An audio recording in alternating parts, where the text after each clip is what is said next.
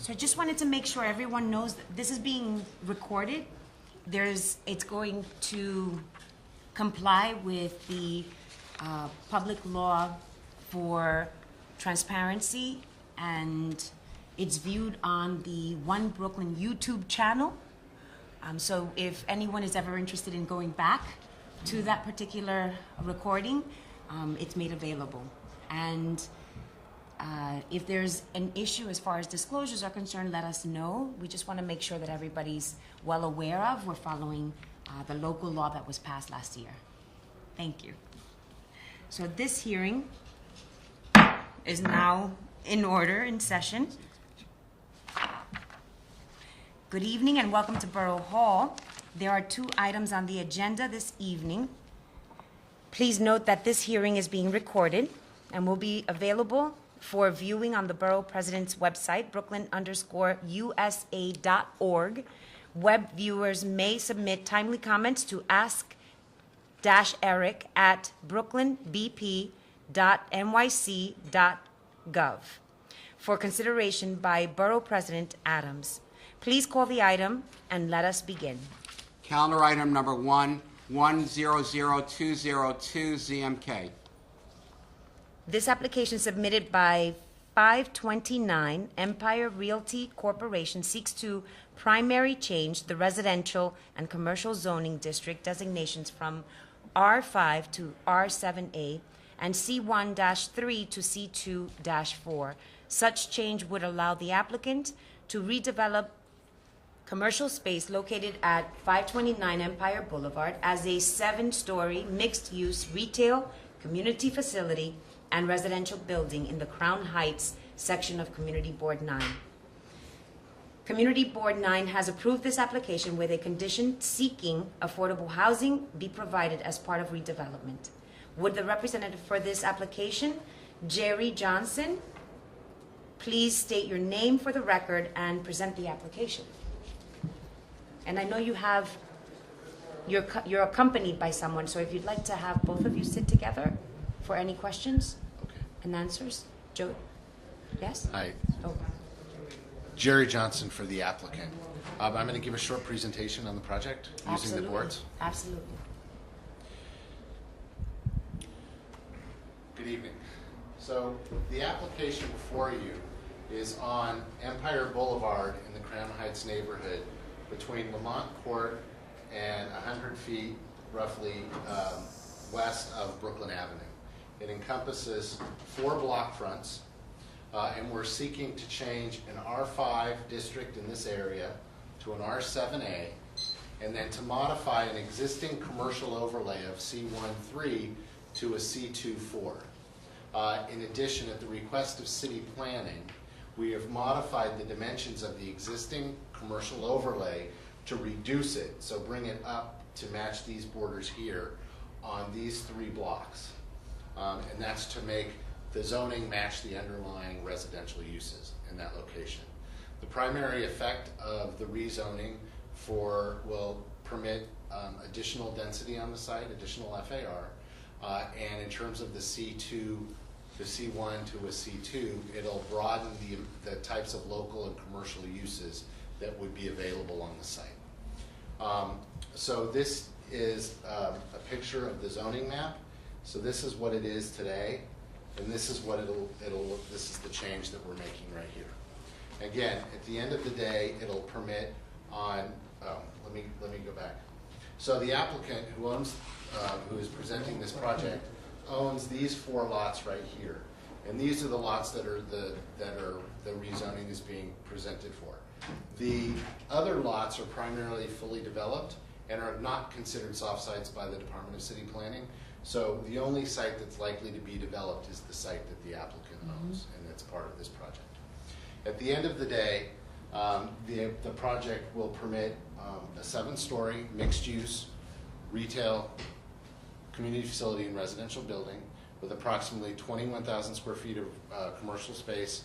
On the 2nd floor, roughly 24,000 square feet of community facility space, and then there will be approximately 68 residential units. And then there is below grade parking for 66 cars. and I'm here to answer any other questions you may have. Okay. So there are just a few questions. For clarity, the FAR that you're going to be seeking as part of this proposed new rezoning, is that going to give you additional FAR beyond what is the 7A, the R7A? No, it's the FAR that's permitted in the R7A district. Fantastic. And it's going to be optional so that you have more of a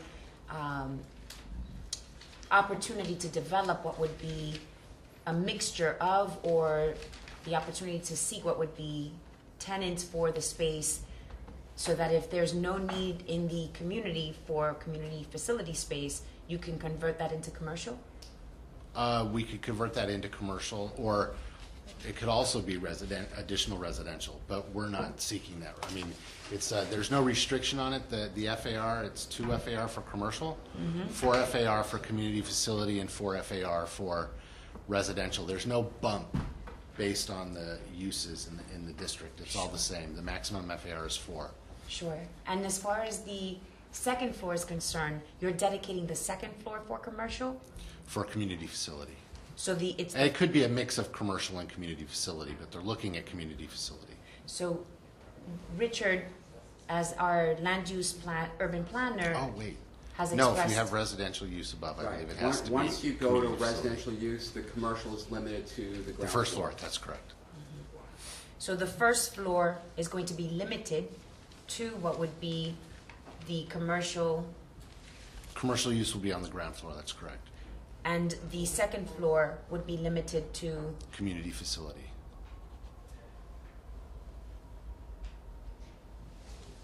but not legally. but not legally,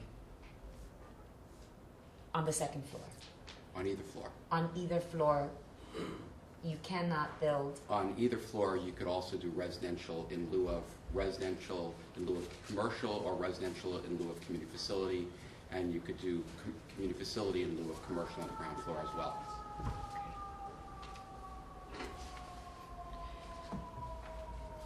This neighborhood is considered by the city of New York to be one of the underserved community boards where fresh food stores were necessary. There's going to be 12,000 square feet of active space for a potential supermarket, is my understanding, correct? If you could speak into the mic so that way. Yes. Thank you.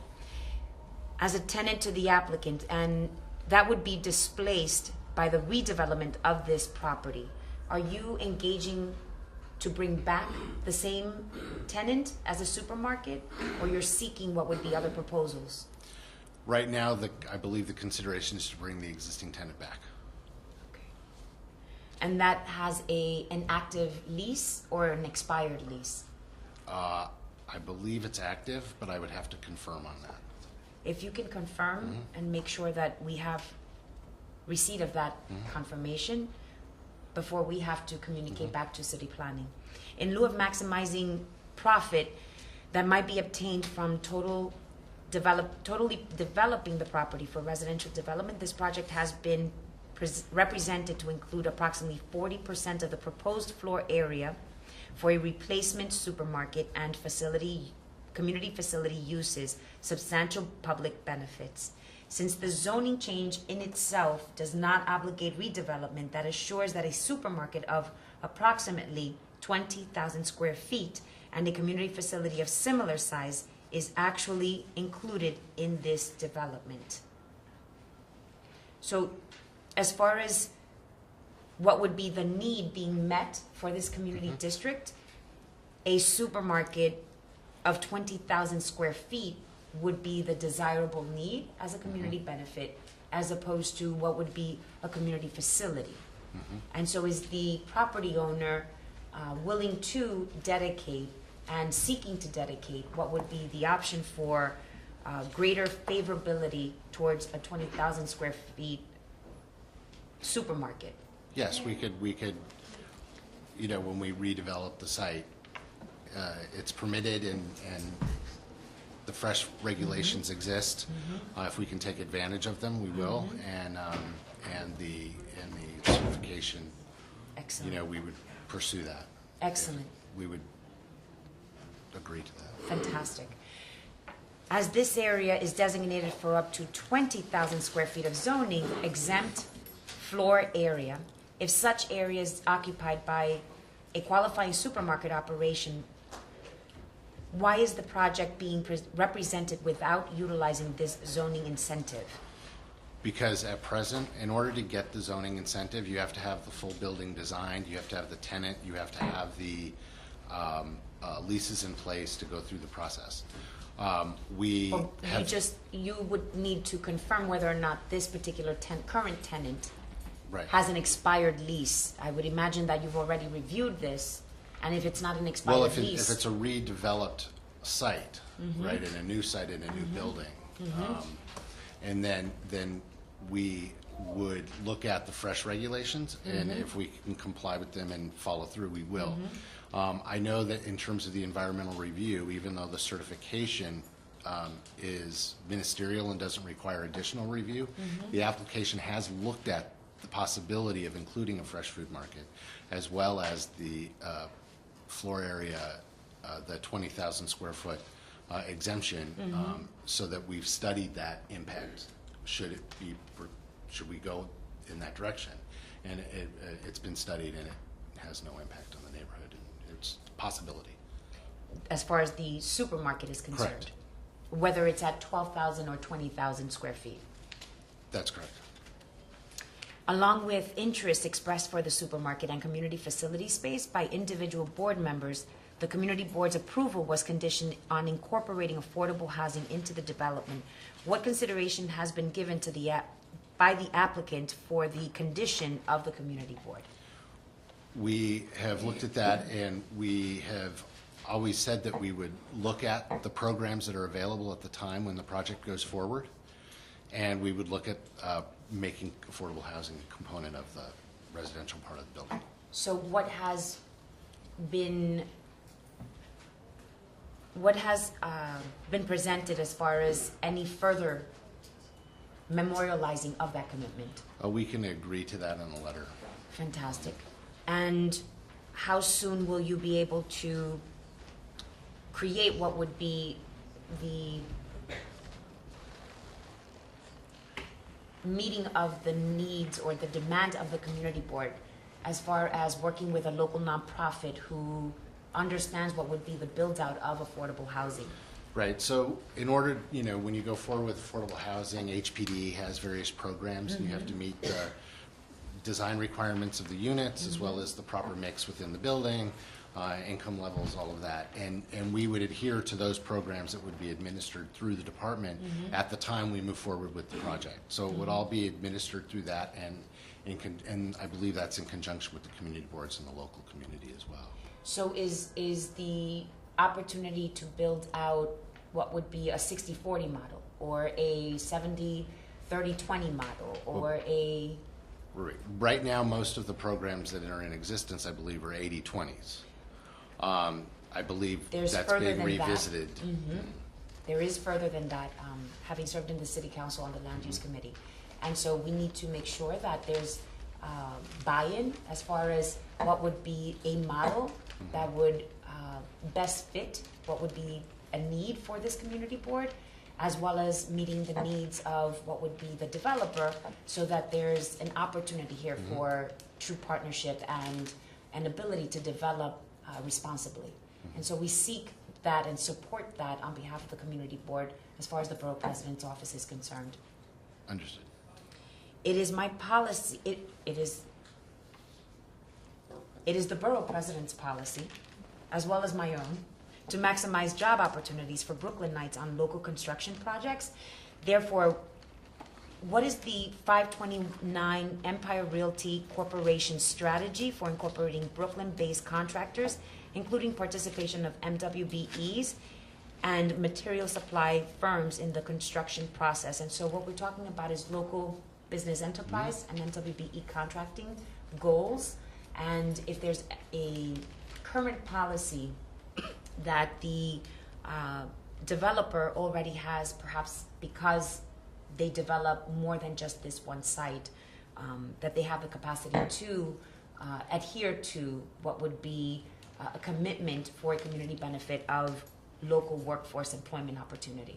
I know that the owners are local community members. They've been here for a long time, and they are very much committed to utilizing Brooklyn businesses, Brooklyn services, and MWBE enterprises. Is there a policy that they follow currently within their firm? I will have to confirm with them, but I believe that is their policy, as much as possible, to utilize Brooklyn services, Brooklyn businesses and contracting, and MWBE enterprises.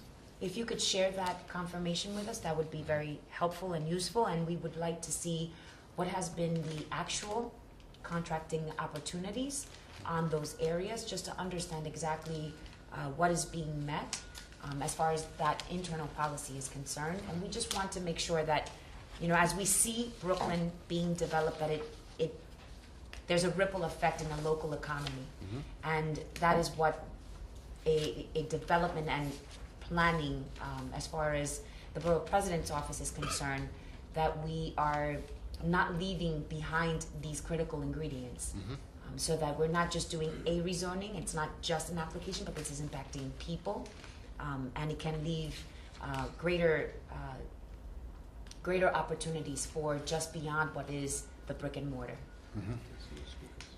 And at this time, I would like to know if there's any speakers in the room on Community Board 9 application for Empire Boulevard rezoning. This is calendar item 1, zoning map amendment 100202 ZMK.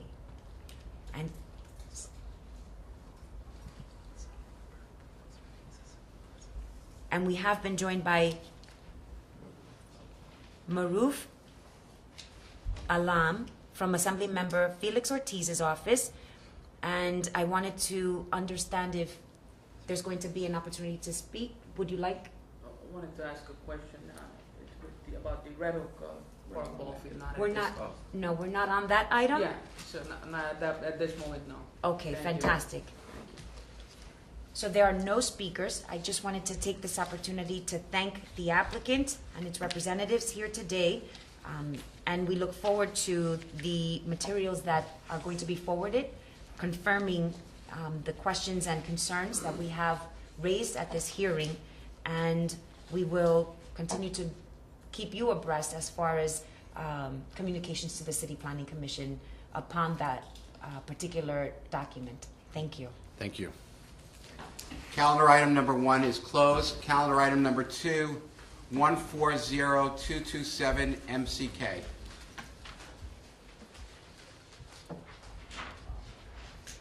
This application, submitted by the Department of Parks and Recreation, seeks to grant a major concession to Xavier High School to use and renovate Red Hook Park Field Number 3.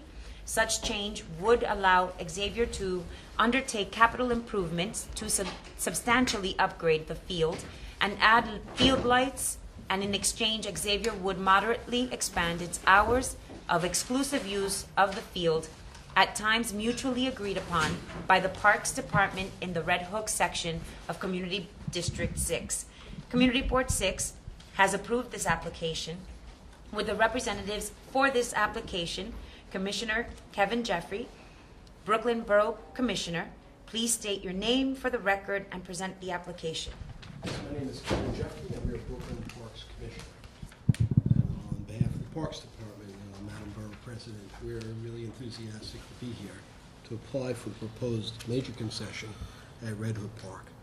I'm joined by a number of colleagues, Chief Marty Moore, my Chief of Staff, and Edwin Vargas, Edwin is our Director of Public Services. We're also joined by our co-applicant, today represented by Tom McGinty, who's architect consultant. And I think, Tom, I will ask you just to review the application. My name is Thomas McGinty. I'm an architect. I live in Brooklyn. I'm also the owner's representative for Xavier High School. I handle all their capital improvements, both the design, planning approvals, and the construction of the improvements. The Red Hook Park is in the south of Red Hook. It's bordered by Bay Street, Columbia, Clinton, and Lorraine. It's a park that's separated by city streets, so there's several parcels. The parcel we're looking to make an improvement on is on the corner of Bay and Columbia. It is known as Ballpark Number 3, because there are other, ballparks in the thing, mostly baseball. This is the only football, soccer type field in the park. In the area, you can see this is a photo of the park, and you see it's mostly, it's at the edge by the water, and the ball field's kind of in the middle of the park. In the neighborhood, there are various manufacturing buildings. The park is bordered by an M1 district and also an R5 district to the north. But mostly abutting the field are manufacturing items. IKEA is across the street, and the other open space of the park.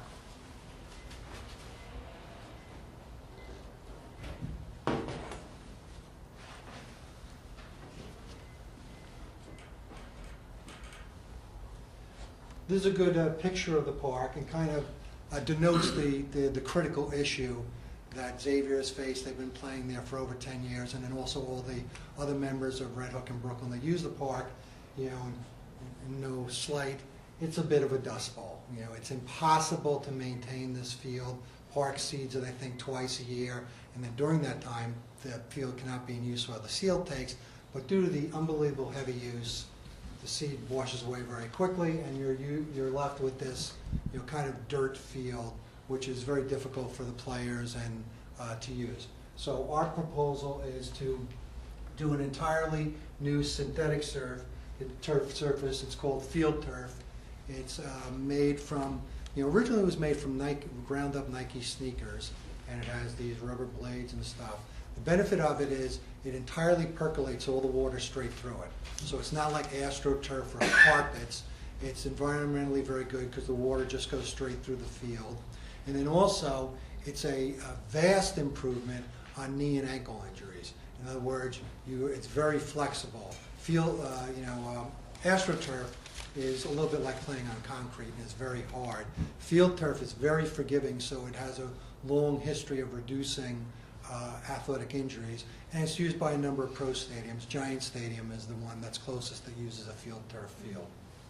In addition to doing the entire field in field turf, one of the primary benefits we wanted to propose to the community was adding lights. In other words, this is, I think, the only unlit field in the park. So therefore, it's a limitation at nights during the summer, and then also at dusk in the fall when hours it grows dark, it can't be used. Xavier is never there at night. So this benefit is not something we need in any way to use the field. It's entirely for the community's benefit, so the hours can be longer and the utilization of the field can be greater. In addition, the track, which is in relatively good shape and is used, when we do the field, we'll have to repair a little bit, but we decided it would be good, we've had it examined a couple times, that we're going to just resurface the track so it has a brand new top layer surface on it.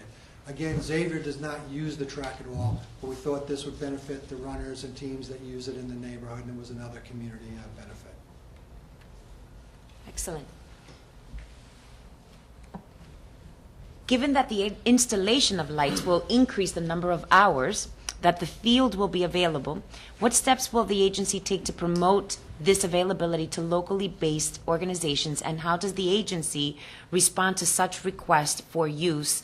And I ask this because there's a great demand, as has just been mentioned, and we want to make sure that there's an opportunity for the community not to be shut out, as concerned by residents who perhaps have raised this in the past. As much as everything sounds great and they're excited about what would be renovations, we just want to make sure that there's an organized and open and transparent process that will allow for the community to be able to capitalize on this improvement and be able to enjoy the park just as much as what would be a fixed group who is graciously trying to upgrade the field and making sure that there's hours associated to that particular agreement that does not mean that it's going to be exclusive, Right. but inclusive of the community. It's a very good and appropriate question. We're actually very happy that you asked it. I have to say that the same question was raised by Councilman Menchaca recently in a phone call I had with him. So one of the things we're going to do, when we take a look at the additional hours afforded by the light alone, we end up with just under 2,500 additional hours than we ever had before. What we will do, rather than permit that out immediately, the Parks Department will secure a large block of that time, and we will not permit it out until we've had a chance to work with community in the hopes of developing some leagues that will then take that time. But we absolutely will not be permitting that time out until we can develop a plan that allows us to give some of this time exclusively back to the community. And what is the number of permits that in the past have been issued? And let's answer that question to see if there's a need for this, a subsequent question. Okay, so there are about 25, 24 current organized users, Okay. both leagues and schools. Eddie, do you have the total number of permits? I don't. I can provide that for you. That would be helpful. 25 users generally, and that's schools and institutions. I could probably address your next question, but I'll allow you to ask it first. Well, I just wanted to understand what is the permitted use, because the permits is the formal avenue to seek what would be secured time and space. And so that will dictate what would be a lesser, a more informal use of the park by community users, to be able to have what would be an opportunity to enjoy that particular park. And the number of hours being increased may not necessarily benefit what would be your everyday user, but more permitted organizations getting what would be exclusive time periods. So we just wanted to understand what is the volume of permits currently, and the anticipation of an increase that would lock more of the park as opposed to making it more available. We can at another time get you a better sense of the exact number of permits. But one of the things that we'll do for some of the prime time as well, we will block out some time, which right now we're to put in our system just as Parks Department time, that will allow for more casual use of play on these fields, that members of the community that may not be in leagues or other institutions, where they'll still be able to use the facility. It's extremely important to us as well. And is there a waiting list that exists of organized leagues that have not been able to receive permits at this moment, to understand whether or not that's a greater demand? We do not have that for this facility specifically, but over the last several years, there's been an increased demand for all of the fields in our Absolutely. system. Eddie, roughly the number, 170? Yes. 170-something fields throughout the Also- borough of Brooklyn There are customers who don't want to use this field. Right. because of the And current have- condition. And have Correct. dropped the field. They won't come out to it. Correct. So they've either moved someplace else or they just do not accept the use of the field. Right. But if this project moves through, they certainly will have a renewed interest in this. Exactly, and so that will increase the demand for it. Yeah. Right now, the track is heavily used for school track meets in the afternoon and by camps during weekdays, in summer and recreational users all year long. Please clarify whether the proposed action would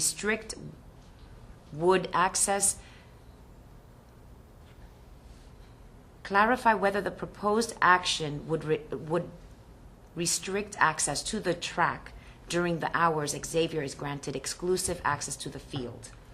There will be occasion where Xavier and other users of this field, because I have to point out, this field in no way is exclusively for Xavier's use. So there will be many other users. There are times when leagues or schools, such as Xavier, have home games where we restrict the permitted use of the track. Similarly, when we have track meets, we do not allow Xavier or any other school to use the field.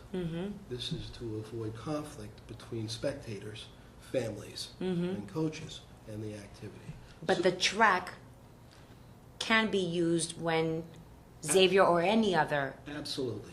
baseball organized league or soccer Yeah. league, because it'll be a multi-purpose turf field. Right, but there will be occasions, so for example, we have 6 track meets Mm-hmm, that occur throughout the year. mm-hmm. During those track meets, they're so large, we don't allow anybody to use the field itself, because it's a conflict of use. Sure. So for some of Xavier's big games, some of their home games, we would restrict permitted use. So we wouldn't have a track meet, or we wouldn't have a school using the track when we have those large games.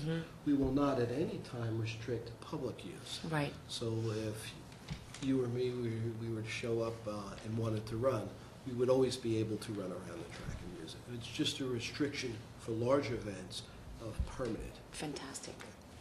As the field and surrounding track would not be in use during the renovation, how closely is the Parks Department working with other permit users of this field and track in terms of notifying when and for how long there would be a sustained period of interruption, and in arranging for interim playing field accommodations? Yeah, we will do both, and this is not something new to us. This happens anytime we renovate a facility. I did mention we have slightly over 170 fields. The first thing we try to do is place organizations with a priority on youth organizations in other locations, and I think we have a pretty good track record. We will concentrate first on youth and make sure that they have, and where we can assist adults, we will try our best. But youth will be the priority. Sure. And what's The other good news to that is because it won't be parks doing the actual construction, it'll be a much smaller window. Typically, our construction jobs are a year, and that there's going to be a contract doing it. It's going to be significantly less time that the field will be closed. And what is the timeline for the construction from start to finish anticipated? Thomas, do you have I'd say it'd be about 4 months, and our plan is. 4 months, I'm sorry, Tom, can you come and sit on this side and just express to us the timeline as far as what would be the start season, right? Is construction expected to begin in the summer months when school is out, or is it going to begin in the fall? Mine and the school's intention is to do this in what I would call the off-season. Correct. Which is so that it's not hurting anyone as much as possible. This work can be done in like the weather now, you know, as long as there's not a snowstorm. I think this winter's been particularly bad, but prior winters, you can work almost all winter. So our plans is that as the fall season drops off, to start work, get things going, hopefully have a decent winter, and then finish it up before the spring sessions really start in place, so that there's really no downtime to things. We wouldn't want to do it in the summer when it's not used much by us, but it's heavily used by the community. So we don't want to take that away from Sure. the community or nor ourselves during the other season. Sure. So the expected start date would be for the fall of 2014, this year. Well, whenever this process, and as we know this process, there's a ULURP process, and there's a concession brew process, and there's a mayor's office process. Whenever that process ends, we will target, I think, the It's next government winter at its best, right? We'll target the next winter season right after that process concludes. And if that process is ushered in an expedited manner, the start expected date would be more or less fall of 2014, and completion date expected to be spring of 2015. And if that process is delayed because of the different levels of government and governmental agencies, then that would be delaying the project another year? Yes, I don't think I nor the community would want us to go in a heavy prime time. So if, you know, if approvals ended in March, Right. I'm not going to start this in March and disrupt the entire. Correct. So I would start the next fall and winter. Right. But if this approval process is delayed till the summer months, let's say August, Right. will you be able to start for the fall? Yes. Okay. So your intention is to start immediately in the Yes. fall this year? Yes, if the approvals all roll in, I would definitely start in the fall of this year. Okay. It is our policy in Borough Hall to maximize job opportunities for Brooklynites on local construction projects. Therefore, what is Xavier's strategy for incorporating Brooklyn-based contractors, including participation by MWBEs and material supply firms in the construction process? Okay, so I'll give a very honest answer on this. This project, literally, when you think about it, is two things. It's two items. It's field turf, right, which is very highly specialized. There is no New York City contractor for that. Are you kidding me? No. So there's, I've done work in the past with the New Jersey contractor, and we've also talked to a Long Island contractor. They're the ones that are certified to install this product. It's not something you can just go out and get. It's a manufactured system, and the installers are all controlled by the manufacturer to standards. So I have little ability to shop those materials or those. Some of those contractors may want to hire some local people to do the work, and they would do that because it'd be kind of foolish to be bringing people all the way from New Jersey. But they may have, like their foreman who is specialized in this would be a thing. So I think they would look to if they need some local help. But also, since I've done one of these fields, there's not as many people as you think. Right. It's a small crew. The City of New York as a department. And so we're, I'm sure, very proud of them, but they're proud of themselves for doing so. And we just want to make sure, as I mentioned before in the calendar item 1, we want to make sure that development, whether it's park space or field space or any type of development, that we are able to see a local economy growing from it. Yes. Thank you. Madam Borough President, Yes. if I may, I was remiss in introducing our staff. We're also joined by Colleen Alderson from our planning office, who has provided most of the preparation that we're presenting today. Excellent. So Thank you very much.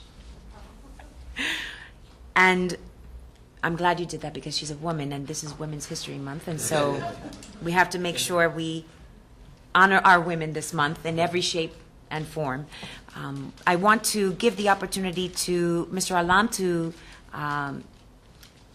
move forward on a question that he had representing Assembly Member Felix Ortiz. Thank you, Madam Borough President. Question that I had, we had a few questions, but the Madam Borough President asked it, so I'm happy that those were addressed. During the construction period, all the other fields will be available for use. Yes. And during the school year for kids after school, is there any other fields that's surrounding that meet the need? We will certainly work with other users. This is not the first occasion where we had to do work on the field at Red Hook. In the past, we've had to do that. We've used Prospect Park fields, we used other fields throughout the borough. There are times when we will relocate an adult league from a facility like Red Hook to create more use space right here at Red Hook. So we absolutely have a track record of doing that, and we will continue to do that. It's in our interest as well, because we want to make sure that we can get back to the full complement of youth programming once the field is renovated. And I do have to say, it's a chance that there may be other small areas around this site that are impacted because of the mobilization of work. So although the work is on the field, there may be staging on the part of the contractor in areas that are peripheral. But that'll be minimalized? Absolutely, Okay. absolutely. Fantastic. One more question. Please. The construction period is 4 months. After it is built, the school will be using it 3 days a week? Eddie, do you want Yes. to go through the exact schedule? And That they will get 3 days on the field and 2 days on other fields. There could be weeks when they are using 3 days on another field. It just depends on the season. So And it's during, just blocks of time, it's 3-hour blocks of time, it's not the entire it's not full Yes. days. And then the summer, and during the summer period, they're not there. they're not Not there there at all? No, no. And there's a 1 week or 2 week camp. I believe Tom would like to address. Actually, he was leading it. Fantastic. There is a 1 week, 2 week camp that they use, but they will use a mixture of all the fields, so that we're not taking time. In that one area? And there's a number of other fields, doesn't show that there are 3 other soccer fields to the other side. They've even, where we can, we will use the outfields of the baseball fields. Actually, there are 3 soccer fields, regulation soccer fields, but in order to accommodate more schools, we have done overlaps on, like for instance, those 4 baseball fields right there. So that is fields 4 and 5. And we will only use them for the schools. As well as now the upper baseball fields, the 4 softball fields, is now another softball, during the soccer season. We will put more kids there. Schools will mark them, bring out the goals, they'll use them, but we will only let schools do it, or else they'll turn into that. So there is money being spent on other fields as well, or? Not within this project. This is something that we've done to provide more playing time for schools in an area because of the explosion of this sport. Remember, this is also a multi-purpose field, so it's not going to just be football, soccer. This is lacrosse. This is rugby. This is all the sports that are coming that play on rectangle fields. I just want to also note one thing. It's almost 7 o'clock. If you look out that window, I don't have a 6 o'clock customer now because I cannot provide that customer on that field with a 2-hour slot. And that customer will not have playing time until May 8th because I keep the sunrise calendar in my desk. So, and then the fall, by September, I'm losing that 6 o'clock customer. Because by that time, it's already 7:30, it's getting dusk. And by the end of the month, I've lost that 6 o'clock customer, and I'm gonna be losing the 4 o'clock customer, which is schools at that time, youth programs primarily. So the lights are a tremendous boom for you. Thank you. Thank you. Absolutely. In effect, we create another youth time slot from 6 to 8 that we did not have before. When's the last time slot you guys allot? We'll be able to We can go this till summer. midnight here.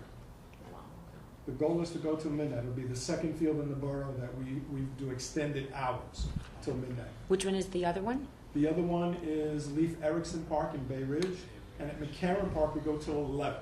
Because there's no houses right nearby, so you can leave the lights out without Sure. disturbing the residents. Normal shutdown time for us is 10, with a 15-minute leeway to get the customer off the field safely. So 10:15 in most fields. So usually it's 15 minutes after the hour that we will have the lights out. And this is going to be up to midnight because there's a manufacturing zone which is buffered by the parks. And there's Absolutely. actually fields buffering us Correct, from the residential. residents. Right, no residential impact at all. And the strategy, of course, is to have adults use the later hours so that kids are getting the primary daytime hours. In a safe manner. Fantastic. Absolutely. And we will look to the customers that have turn time there, we will look to make sure that they keep their time, and we will adjust, especially adults, we will adjust them so that we can get more youth programming in. And Mr. Vargas, if you could just express into the camera how to get in touch with, if you want a permit for a park, what do you need to do? If you want to get a permit through the Parks Department, go to the Parks website, nyc.gov/parks. On the top middle, you will see permits. Open that up, and if you're interested in a sports permit, you will go to Fields and Courts and open an account. The information you provide would be what would normally have gone on a piece of paper, your name, your address, telephone number, etc. Once you've now opened an account with a password, you will then apply for your field and the time periods that you're requesting. The city has also now broken down the different seasons. So for the spring and summer, one would be applying between November 15th and January 15th. April 15th coming up through June 15th, you will apply for the fall, which is September through the end of November, and then wintertime, December through the end of February, you'll apply September 15th for the next 2-month period. So that is the way you will apply, and then we will take customers on a first-come, first-served basis, and we will try our best to meet your request. But we will try our best to service as many people as we can. Fantastic. Commissioner, thank you to your staff and supporting staff. This was a thorough presentation, and we appreciate it. To Assemblymember Felix Ortiz's office, thank you for joining us. I don't know if there's anyone here on this item, calendar item number 2. for Red Hook Park Ball Field Number 3 Major Concession, application number 140227 MCK. Hearing no one, this item is now closed. Thank you for participating in this public hearing. The Borough President will review these applications we heard today and will soon submit his recommendations to the City Planning Commission. I would like to take this opportunity to remind you that both City Planning and the City Council will hold a public hearing on this item. The hearing is now adjourned. Thank you. Thank you very much.